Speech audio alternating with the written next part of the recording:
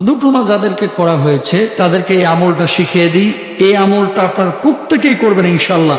আল্লাহ তাআলা আপনাদেরকে হেফাজত করবেন। কি? 60টি বড়ের কাঁচা পাতা নেবেন, সবুজ কাঁচা পাতা। এটা নেওয়ার পরে ভালো করে পিষবেন, বাটবেন। বাটার পরে পানিতে ঢেলে দিবেন।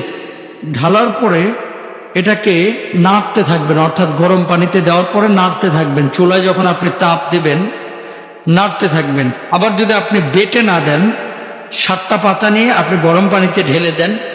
দেওয়ার পরে আপনি আগুনের উপরে এই পাতিলাটা রাখেন, তারপরে পানি নাড়তে থাকেন এবং আপনি নিচে আগুন দিয়ে তাপ দিতে থাকেন। যখন বুঝতে পারবেন যে এই পাতার রস অথবা কিছু পানির সাথে মিশে গেছে, তখন আপনি পানিটা নেন। নেওয়ার পরে 3 ঢোক পানি আপনি পান করেন। পান করার পরে বাকি যে পানিটি রয়েছে, তবে 3 ঢোক পানি যখন আপনি পান করবেন তার আগে একবার সূরা ফালাক, একবার সূরা নাস আর একবার আয়াতুল কুরসি বিসমিল্লাহ সহকারে পড়ে ফু দিয়ে নেবেন। ফু দিয়ে 3 ঢোক খাবেন।